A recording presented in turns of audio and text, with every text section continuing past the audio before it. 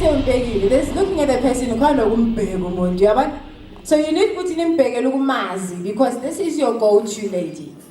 Okay. Because as I said earlier on, we are now at a point where we are collaborating. We are all coming together to say, we have started this. How are you as an office, DSD Community Development, how are you coming in to make sure that as we leave, because we're going to Free State now. Remember, we need to touch all points. This program has already impacted how many women? Over 200 women. So, Mpumalanga, we have come, kuthwani sifikile sachatisa. Sihamba. Sizawahamba ngoku, yeah? Xa siphuma apha siyahamba se-Free State. So sifikile sichatisile jongani lo mtshato mawulaste ne? Mawulaste lo mtshato. Okay. So now something wrong is happening. You become vocal, you talk about it. Now, one of the things that we are going to look at is each office here represents something, you do something. Usis earlier on, you were saying, you were supposed to be with you to say, and all of you, I'm going to ask you to take us through what you do, what your office does. How are you impacting society in trying to make sure that women are protected? As women come and report some of these things that they are going through, what is it that your office is doing? Or do we find ourselves more and more in situations where women are withdrawing cases and saying, actually, you know what, I'm not going to do it. And why is that, if that is happening? Moving forward, how do we make sure that we support women? Let it not end here. It will be such a shame if it ends. It really will be a shame if it ends, but it is up to us. We hold the power. We can make it happen. We can make sure that they move forward. And this is sustainable. And truly, it's not just on paper, but they are financially independent. They have access to infrastructure, to facilities. They are included. You do. What are you experiencing in your work, and what are some of the challenges that you see? How are you overcoming those challenges?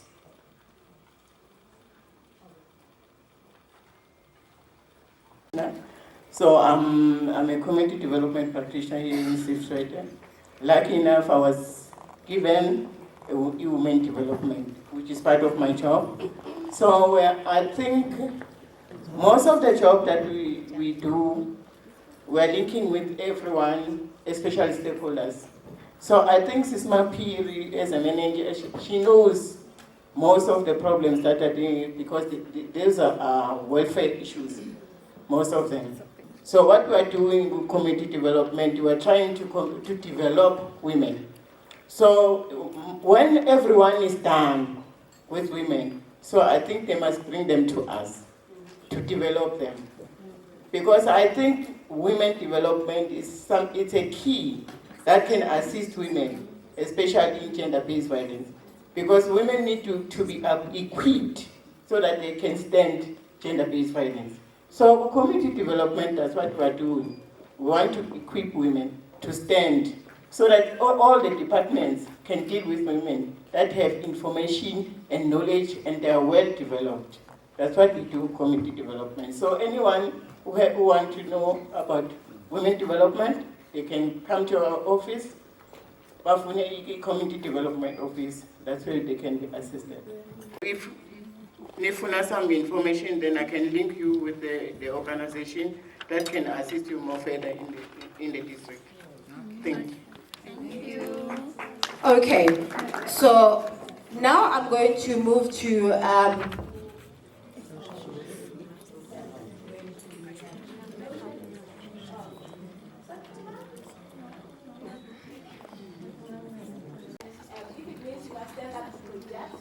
that's why we can do that. We map on efficiency. Efficiency. At this point, guys, you know we're very, very good at criticizing. But when good things happen, we don't appreciate, we don't applaud. I'm going to ask us at this point to give a round of applause to Swift Tshwete Municipality. This is big. Power up! Power up!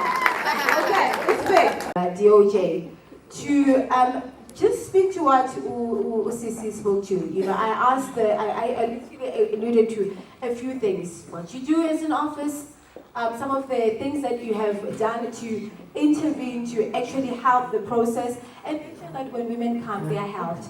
And moving forward, how do we make sure that we continue to support women? Good morning, ladies and gentlemen. My name is Rorisang Mahlangu. I'm a bit fluish. I'm still under the weather at bad flu this past week. But what we do as an office, I'm from the Department of Justice and Constitutional Development. I'm a social worker by profession, and currently I'm working at the department in the Domestic Violence and Harassment Office as a direct manager in that office. So basically what we do, we are in the, currently we've got the new amended law, which has passed now and is in place since the 1st of April and going forward. So our office is basically where you come and make the application for the domestic violence to be granted as an order, a permanent order. Unfortunately, once you make that application, we do not withdraw or cancel. In case the police station, we can withdraw, you can cancel, but with us, once we make that order as a final order by the court, you cannot come back and tell us for it. We spoke about it as a family, we discussed it, and now we sat down, we decided to come and withdraw. We don't do withdrawal. Is that our office, we then, if there were the mother or basically most of the time is the woman, is in destitute and need a place of safety, we then refer to our places of safety around in the area where we don't make the person actually leave their home per se, so that it's not too difficult for you to come and be reintegrated into your family or back into your home. So we do, as a court, we legalize that order and make it a permanent order for the court. And basically that's what we do in a nutshell. And what more can I add? Oh yes, the other thing is that now everything is now migrating to a digital. We're going to start the digitalizing of applications of protection orders online. We are still struggling a lot. As a country, we're not yet technologically ready for that. We are still having people who are still suffering who are still struggling with your basic ATM. You know, you stand at the ATM, you need a consultant to come and assist you. So now an application digitally is going to be still a struggle for most South Africans. Number two, we as a country are having load sheddings now and then.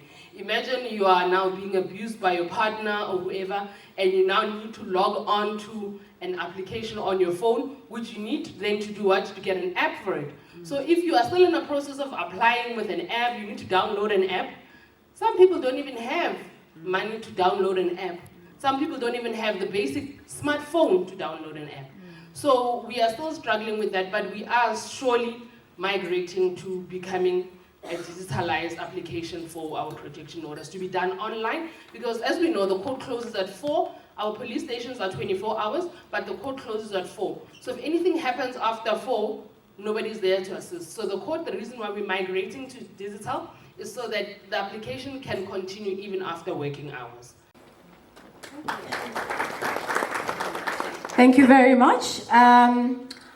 I'm going to ask Uguti, please, Masikuluma. I know I've used English a lot, but Uma Ukuluma, I want to encourage everybody. Uguti, Uma Ukuluma, if you want to respond, and if you Ukuluma ngesizulu, please kulega Ukuluma ngesizulu. If Obatla Hubwa Sesotho, now Okabwa Sesotho Lesotho. If you want to speak Shivenda, Chitonga, Afrikaans, go ahead. Siswati. Yes, to really ask those probing questions, get the answers that you want to get, give the answers that you want to give, and the best way to articulate that language or kulumangai. But before we move forward, I'm going to call one of the founders of Nyamukara Empowerment. It's two ladies. You will meet their other partner later on. Ms. Mesha Maseramule is going to come and also paint a picture before we even delve into this whole discussion with our panelists.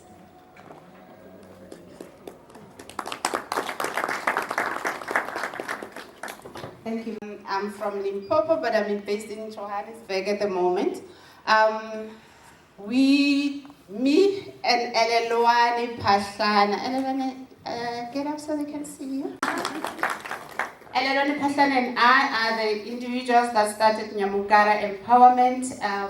We are a small company that focuses on supporting women, supporting youth, and supporting persons with disabilities. This program, Hodishanang Empowerment Program, you can see where Mubedi came in. So we have Nyamugara and we have Hodishanang. Came in because we, in our previous lives as corporate individuals, have been exposed to the scourge of gender-based violence. We really rode that drive with a lot of women in the country running a similar program where we really understood. Sometimes when you're standing on the other side, you really don't get to grips with the severity of gender-based violence. Violence against girls, violence against children, and violence against women. Also violence against persons with disabilities. But we were on the other side and we were fortunate enough to be able to walk that journey and understand what needs to be done, what role can we play as individuals in order to support women survivors of gender-based violence. So today we are talking about how, as Nyamugara, a small organization, we managed to fill this hall with everybody here. We did that because we believe in partnerships. We believe that as a group, we will do much better than Ele and I as two individuals in a small company. So today we celebrate the partnership that we managed to establish with the Mpumalanga Shelter Movement. Thank you so much. Where is came in knocking in Mpumalanga. The Shelter Movement said, we are here. They lifted their head and said, we are here. We will walk the journey with you. And they've been there all the way until the end. So we want to take this opportunity to thank them. I also want to thank FOVOC for really, truly making sure that our ladies are engaged in this process, that our ladies stuck to the process, that our ladies are sitting here today with garments that they have made themselves and have learned a skill that will support them in the long term. Today, as part of this, where to go, who do I talk to? So let's share, I beg our panelists. Let's share. Let's give our ladies and our community that is here the opportunity to ask the questions, to find the answers so that they take that information, they share with their communities, they share it with their families, and they share with the media that is here today. Let's inform our people. Somebody said that women don't need a voice. Women have a voice. Give them the platform to use that voice, to position themselves, to speak for themselves, to empower themselves, and to ensure that they are independent. That's all I can say. Thank you very much. Now that we are all here and get it, because I needed her to come and really reiterate why we're here and also the purpose of this program. Because for me, as I said earlier on, when we start something, I'm one who believes in starting and finishing things. It's easy. You get tired and you have endless meetings with yourself.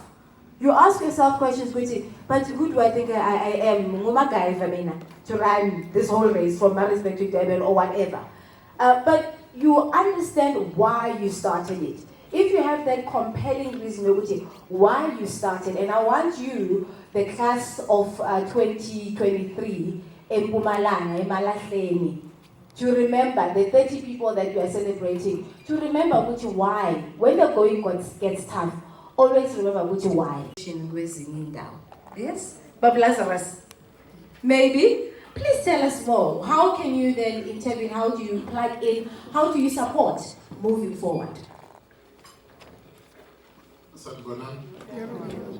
I'm Shin.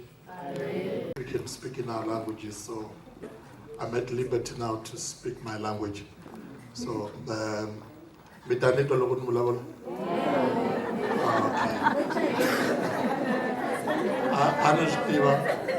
Anustiva Kuloguno Sumula, kutawanangumela landraku miswiritano swi na mhaka ka ririmi leri hinkwenu nga ta kota ku ri twa leri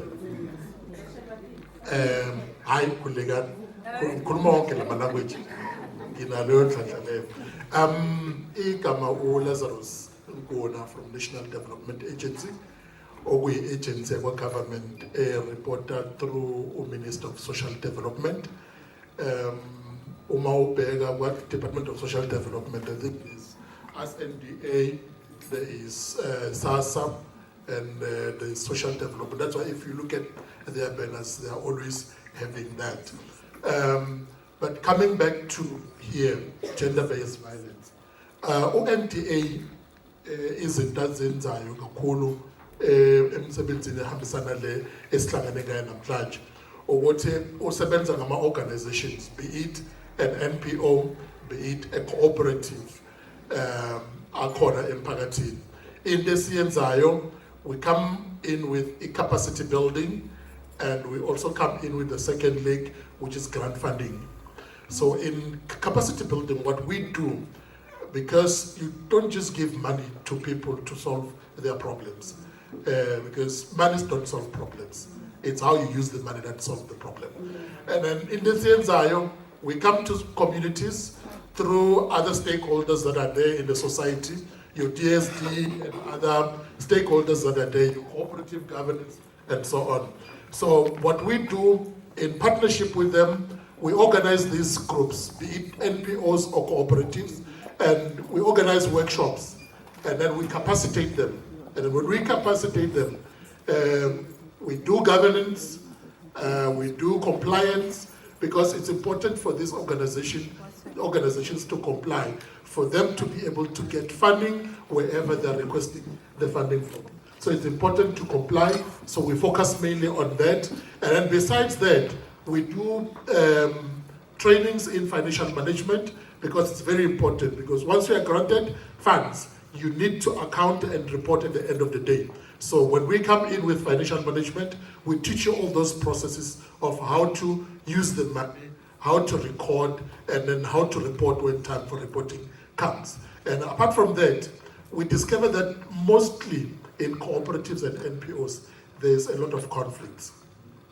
Sometimes people go in there with different motives. Others, they will tell you that, but singavuli NPO so tholi imali, and abantu decide to bavule NPO. Can you don't open an NPO or register an NPO for the sake of getting money? It's not about that. So we come in with training such as conflict management, and then we come in also with training such as resource mobilization, because you cannot always rely on government and other stakeholders for funding. You need to be able to stand on your own, generate income for your organization so that it can be able to sustain itself and have an impact in the society. Continuing giving you money and you don't become sustainable. So sustainability element is very important. So I was happy when I was told about the group that is graduating today, that if they can form maybe a group or divide themselves into groups and then continue with what they're doing, because I heard that they're skilled in terms of using their hands when it comes to textile and sewing, and that's what we found as well. So if they can form those groups, register, and then we are there to assist you in terms of capacity building. We assist you in terms of drafting the proposal.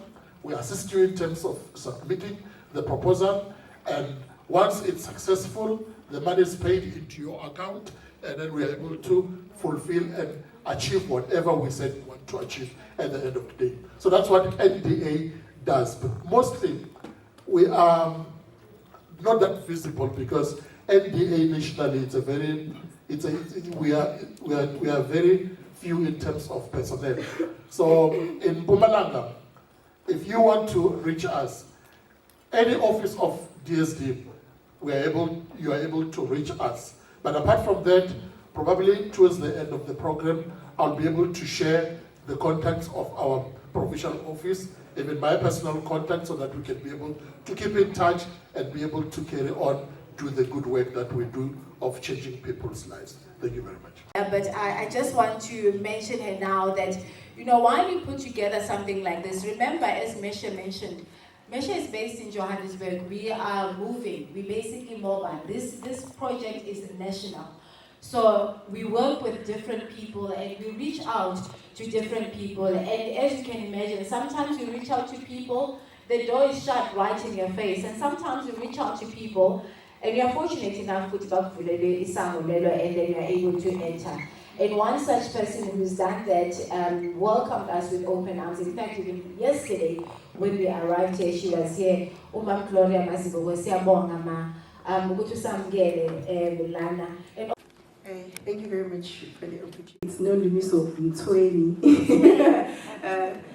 Thank you for the opportunity. I am sure most of you are seasoned to seeing Fisani Mehlangu as the face of Mpumalanga Shelter Movement.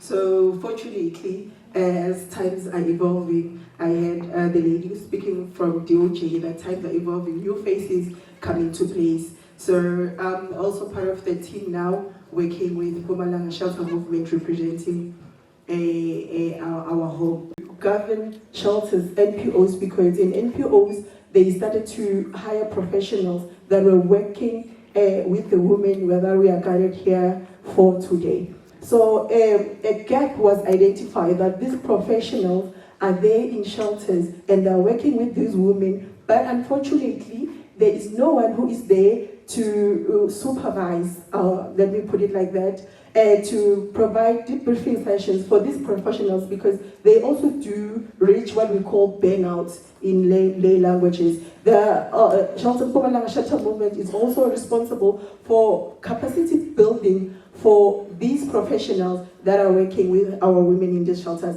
So it doesn't also provide capacity building for the professionals, it also goes further to also offer capacity building for the clients or the survivors that we find in these shelters. So you would understand the vast or the impact that the Mpumalanga Shelter Movement has in the fight against GBV, because it is able to reach not only hundreds but thousands of women that are there, hence the collaboration with Khudishana. Today we are celebrating 30 women, of which we are going to call survivors, who were capacitated and have a skill that they can be able to go to NDA and form a group or an alliance and be able to go away and be independent. Because it was identified that most of these women are experiencing gender-based violence because of financial constraints. So once they are in the shelters, our professionals are able to provide this capacity building methods in forms of vocational skills, of which these women are took into different settings of vocational skills, of which they'll be able to go out in the community and be able to be independent. They are also empowered, not only in the form of, when people say empowerment, they want to be given money. When you say, I'm here to be empowered, they're expecting you to come and you say, this is what I have for you. But we focus mainly on empowering them. The slogan of a social worker, it says, I am here to help you so that you can help yourself. So we empower them so that they can be able to stand on their own and be able to go back to the community and thrive in different ways. So what I love the most about one of the services that our shelters offer to these women is the service of family reunification. Some people may take it as lenient or small or what, but in most instances, when you look at the impact of how these women are abused, maybe in their family settings, it's because they are withdrawn or isolated from the family, and they lack that support structure where they are going to be able to stand on their own and get that support from FMA. So we know Uguti from our family's way to as a if you get married, they tell you Uguti uhambile awusabuya awusanda kamero lakhaya. But we do come with the empowerment to even empower the family at home. Ukuthi ba understand the impact of ukuthi kwenzakalani ngalo mama if she's gonna stay in the marriage, experience the abuse. And we've also identified ukuthi the abuse, this gender-based abuse that is happening in our society as a whole. It also plays a very big impact in the economy that is happening. The economy is down and everything like that. So also shelter movement, it strives to see ukuthi ama females or women are capacitated and are able to work on their own and be independent. So we have these shelters, we have professionals that are working in these shelters together with these women, empowering them. So us as Mpumalanga Shelter Movement, we are here to offer support, to offer capacity building, debriefing, guidance to our professionals, together working, not forgetting our women on the ground. So we don't offer these services in isolation. We do referrals, we work together, it's an integration process with SAPS. Our professionals offer court preparations to our women. They are offered a safe space. You know, when you are at home, you would want to go and open a case against your husband, but you'd be afraid that when the police come for him, and then he's apprehended, he gets bail, he comes back home. You are afraid, but when you are in a shelter, you are protected, you are kept safe, where the social workers or social auxiliary workers or support staff, they are going to be able to accompany you or motivate you to be able to move forward with the case. So we see a lot of women going to open cases and coming back and withdrawing because they are afraid when they go back home, what's going to happen at home. So our shelters are there to keep these women safe. I call it the first space into building a woman back into what they would have idealized themselves into be. Because when you are in a shelter, you are in an environment where you are safe, where you are in an environment where you are capacitated, you are in an environment where you are built to become a better you. So our shelters offer those services. So we work together with SAPS and all the other stakeholders because we believe that in working with these women, we cannot work in isolation. It's a collaboration with everything. So in terms of challenges, I would say we are funded by the Department of Social Development, but it does become a challenge, I would say, for every NPO in terms of finances. So another thing that I would say, we are, as Mpumalanga Shelter Movement, we are working on developing a chart where we will have listed all of these shelters and have contact numbers. These charts, we are aiming at putting them up in different police stations and other local stakeholders places where they are going to be visible for each and every woman to be able to get contact easily and to know where do I go, where do I call if I'm in need of help as urgently as possible. So I will stop there. Thank you. I'm going to conclude because I'm more interested in the questions because they have experience being in a shelter. So this will be good feedback for you to understand what is happening at the ground. You also mentioned that you're funded by DSD, and we heard from Usisi Piwe earlier on from DSD at a community level, and now we're going to speak to Uma from a municipality level. Uma Mapieri. They always call me Mapieri in KZN. The other work that you are doing, and what are some of the challenges? How are you finding it to be easy for you to intervene, to work with some of the people, to make the difference that you want to make? Are you making progress in that? Thank you, Program Director. I've already been introduced. My name is Mapieri Lelaga. I'm from district level, not local municipality. From Department of Social Development, I'm responsible for coordinating the Victim Empowerment Program. As a department, we really appreciate this platform because we always appreciate any platform that we get just to outline the services that we are rendering. So, for care and support and protection, that is our core mandate. Hence, this responsibility was bestowed upon us. So, even prior to 1994, there has always been GBV. There have always been services to victims, but then those services were very much uncoordinated. So post-1994, and especially after the introduction of the National Crime Prevention Strategy, Department of Social Development was mandated to coordinate those services. And then fast forward to the NSP, I think all of us know the NSP that has been spearheaded and championed by the president of the country himself. The responsibility for responding, care, protection, and healing is still being placed on our door as Department of Social Development. So that is basically what we are doing. Our main objective, rendering of psychosocial services. Because obviously we've got professional staff, professional social workers that are trained to do that.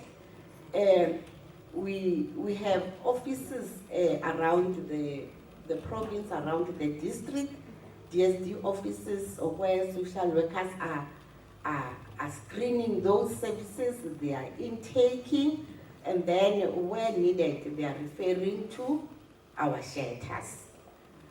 So in our shelters, we've got 4 shelters around Nkangala,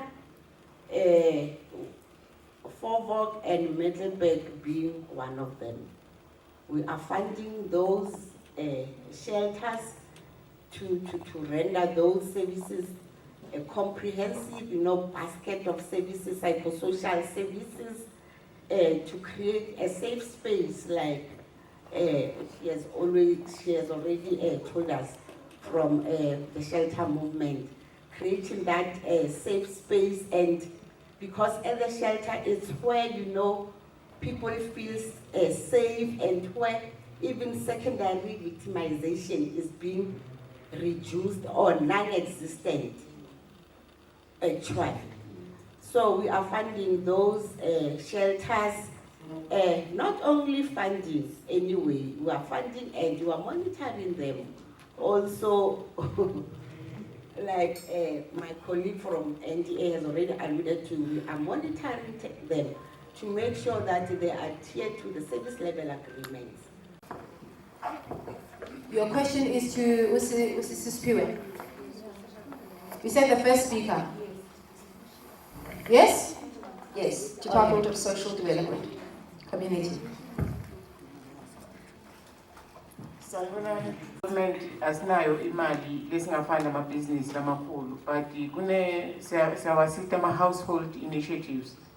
And umuntu lo wathi ngcono ngisesidudu sofikile. Then mara si-general office, if you come to our offices, sinema-household initiatives la sita khona imindeni.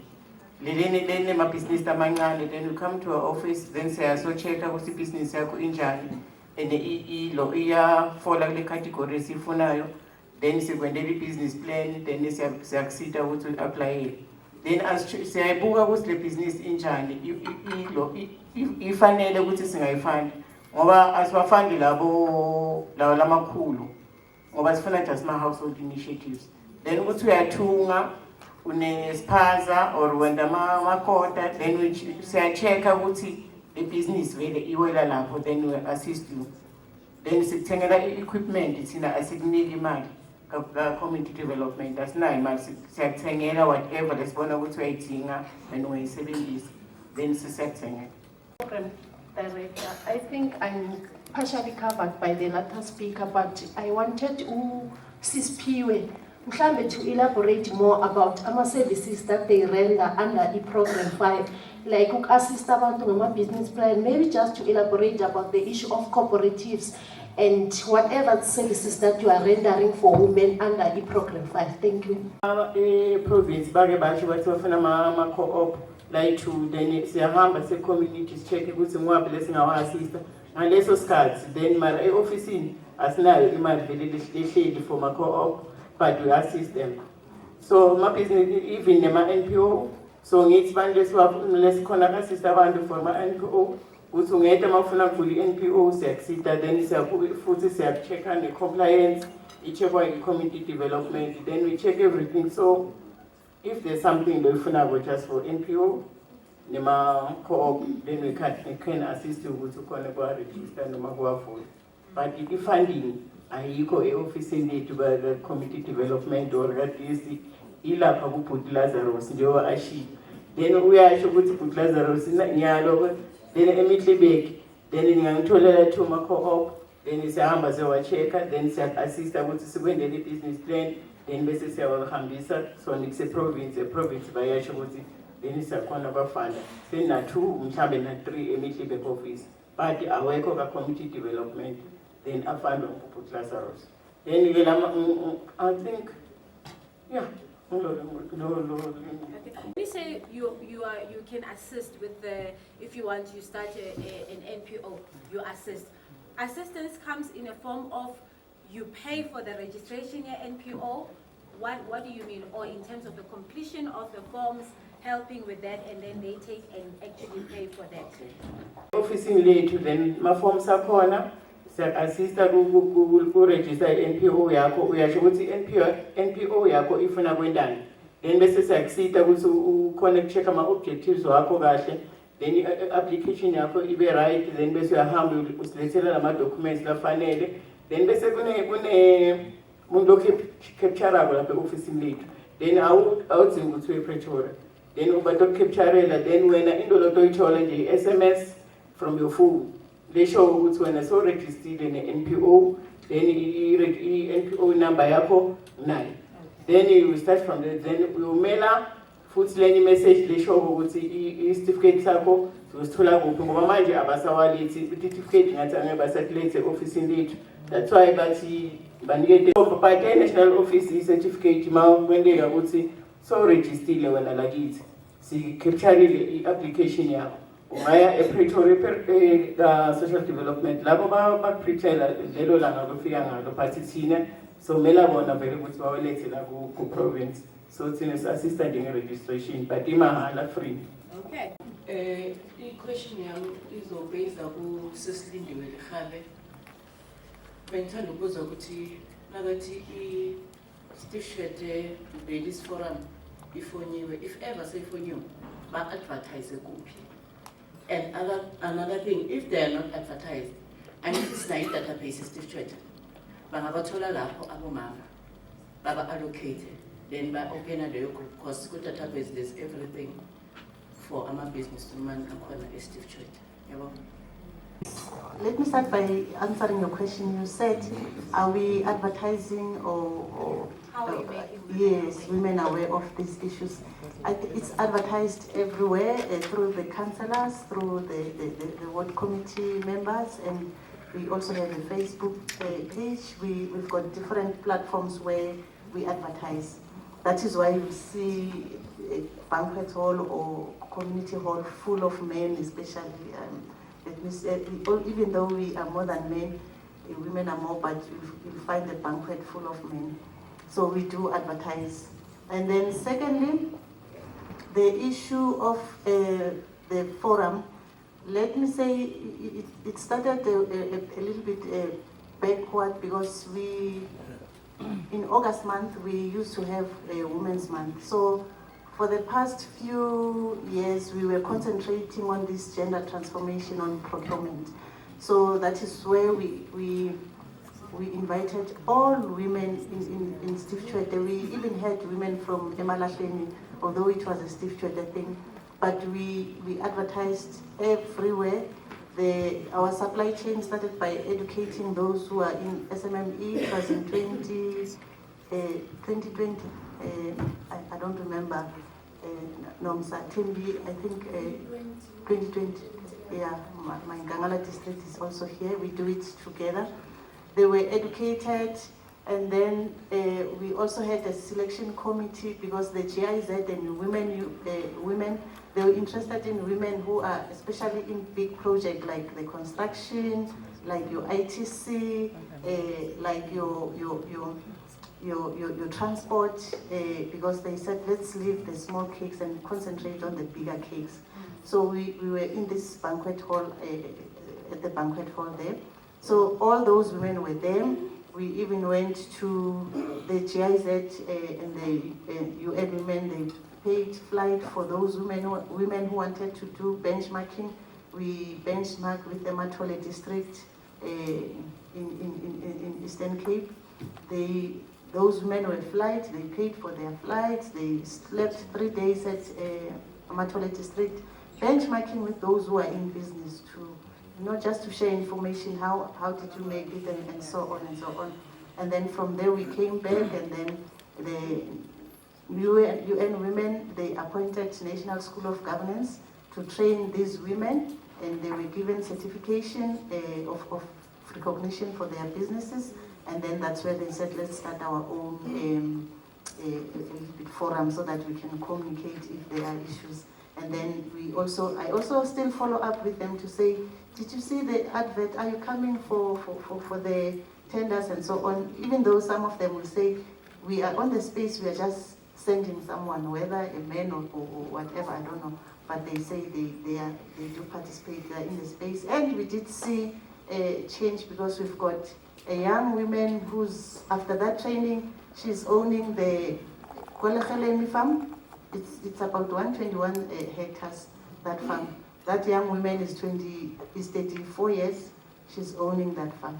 We've got young women who are also partnering with a mining sector. You know, there is a progress. Those who are in the space and who are looking for opportunities, we are seeing a progress. Thank you so much. My name is Lucky Bothman. I'm not sure to which one to direct this question to, but through your assistance, I know you will help. What will happen to those who have just graduated, get their certificates, go back to their homes and fold arms? Is there a program of follow-up to check that after a good work that has been done, the skill is used? Thank you. Doesn't just give money. Maybe to answer that question is, as part of our meeting today here, after the ladies have showcased what they did, that's why earlier on I said we encourage them to form those groups, come forward, we'll be able to assist them with registration. You had DSD, and we can also assist them register for CIPC for cooperatives, and then from there they get a start-up which, based on the invitation, when I got it, they have it already, is just to help them sustain themselves in what they're doing. But apart from the ladies, if there's any group that is out there that needs such kind of assistance, just approach these offices. They'll be able to refer you to the correct stakeholders or the correct people who are going to assist you in terms of registration, in terms of capacity building, in terms of grant funding, where grant funding is required. But for these ladies, I think I would have to make a follow-up with Mpumalanga Shelter Movement, because we work with them a lot, to encourage them to form those groups, and then I'll take it up personally with them to assist them with proposal writing, submit those proposals so that they can be able to get the funding and be able to sustain themselves. That is going to be the last one. Thank you, Chairperson. My name is on the victim. If the victim has been victimized and then he wants to complete a protection order, then who assists those victims in order to complete a protection order? Does the department assist them to complete, or they complete themselves? Second question is that if the victim withdraws that protection order after completing that protection order in 3 days, what is the department is doing in order to assist the victim which was victimized, then withdraw that protection order within 3 days? Thank you, Chair. The form is received either at the police station after hours, or you receive it at the court. The application is then taken to the police station because it's under oath. It has to be completed before a commissioner of oath, which is your police officer. You take the application to the police station, they complete it, because within the application itself, we want to know if you have opened a case, because you are at liberty to either open a case or a protection order or you can do both. So the reason why we say the assistant of SAPS is so that if you are also opening a case, you can do that simultaneously at the police station. So once the form is then completed at the police station, you then return it back to the court for opening of the file and then prosecuting at a later stage. So now the other question is that withdrawal. As I said, if you come into the office that I work in, Middleburg Magistrate Court, I do not do withdrawals. We do not do any withdrawals. Simply of the fact that you do withdrawals, either you are coerced to do the withdrawal, or there was a bribe, or there was other surrounding issues that make you take that decision to do a withdrawal. And then after doing the withdrawal, then you get killed or something happens at a later stage. Then we cannot prosecute for DV. Then it will be just an ordinary case of either assault or sometimes it's common assault, sometimes you understand. So the reason why we say that we don't do, the Act also stipulates, the new Amendment Act says we do not do withdrawal. The case might rather stand dormant in our files, drawers, but we do not do any withdrawals at our office. Or in fact, we don't do any withdrawals anymore with the gender-based violence. Cold cases. We have a police station, a case, you follow all the procedures. But then it just failed. It happened, but a witness, so there's nothing we can do for you. We lunch at the police station. Thank you. No. Yeah, is it justice? Yes. But can we hear your comment? Because I saw you come in and I thought these ladies, one of them was supposed to be seated there. But can we just get a comment from you? Okay, firstly, let's introduce ourselves. I'm Sergeant Tabita Malehase. I'm the spokesperson of the police in Hlusi Precinct. And I'm with Sergeant Lucy Mabena, who is the advisor of the station commander. And unfortunately, the lady of social crime prevention, she was the one who was invited. But then nevertheless, she's not feeling well. We are here to fill in the shoes. We will assist to the best of our ability. Actually, the question that was just raised now, it falls under justice. Yeah, but then we will assist each other to make sure we are all answered correctly. So the case is already at court. Yes, and Tina, as the police officers, we already done our docket. So we are also waiting for the answer from the Justice Department. There is a point of connection, as I if you case the court. No one was arrested. So it's resting with the police. Yes. You see, that was my understanding. That's why I came to you. And in fact, you're supposed to be one of our panelists. But anyway, as you are last, let's wrap it up. So the case is still sitting with the police. It hasn't gone there. That was my understanding, and this is why I came to you.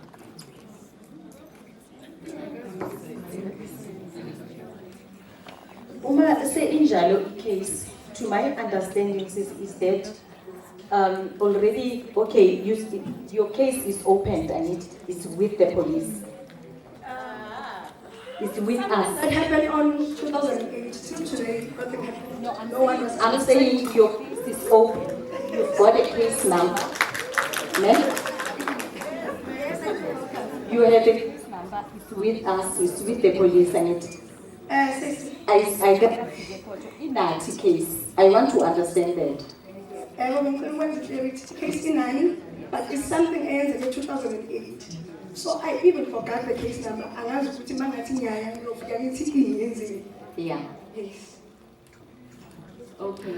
If you only details of the police station, if you did open the case, then I can assist you to get the case number. Then you can take it forward. Oh.